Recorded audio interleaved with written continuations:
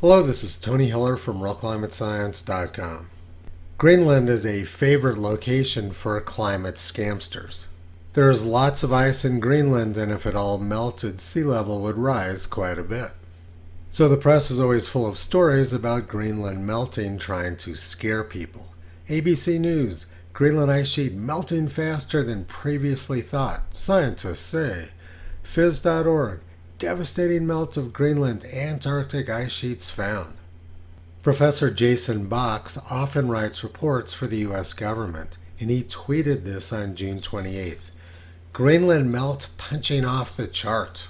And he published this graph from the National Snow and Ice Data Center showing that 50% of Greenland melted on June 27th, 2023. It would appear from this graph that Greenland is melting out of control. So I responded with this tweet. Greenland ice accumulation is off the charts. An unprecedented 100 billion tons of new ice and snow during June. And you can see that right here. Normally the Greenland ice sheet starts to lose mass around the middle of June, but this year it continued to gain ice and snow right through the end of the month. Every year the surface of Greenland gains more ice than it loses. But this is the fifth year out of the last 7 which the surface of Greenland has gained more ice than the 1981 to 2010 average. Since the end of August last year, Greenland's surface has gained more than 600 billion tons of new ice and snow. So let's take a closer look at the meaning of this scary-looking graph from Jason Box. It shows that on June 27th, 50% of Greenland's surface experienced at least 1 millimeter of melt. But if we look at the complete picture of what was going on Greenland's surface on June 27th, we see a very different story. Some areas of Greenland which were shown as melting actually accumulated a very large amount of new snow.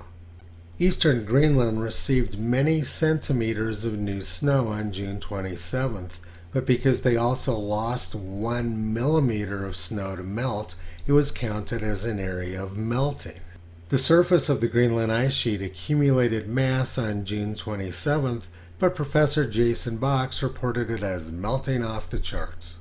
Almost the entire surface of the Greenland ice sheet has gained a large amount of new ice and snow since the end of August last year.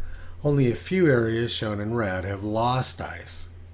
In 1912, the New York Times reported 94 degrees Fahrenheit on the west coast of Greenland, which is 34 degrees Celsius.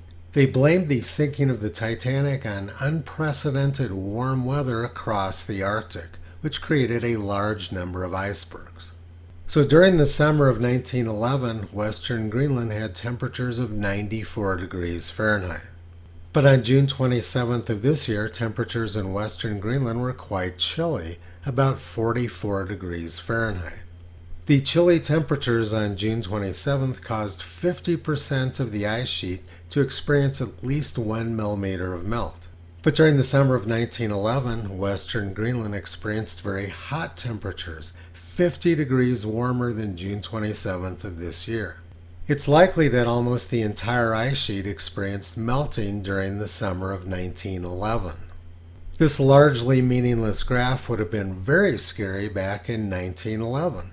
The New York Times said it was 94 degrees in Greenland in 1911, and it was reported at the time that glaciers were melting all over the world.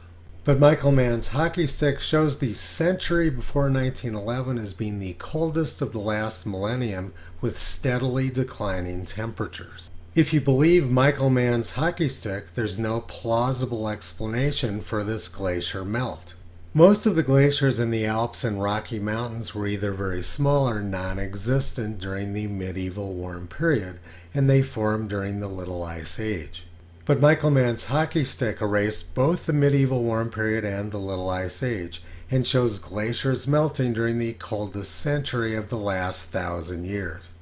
Michael Mann's hockey stick is completely implausible, but it's widely accepted in academia because it serves their needs.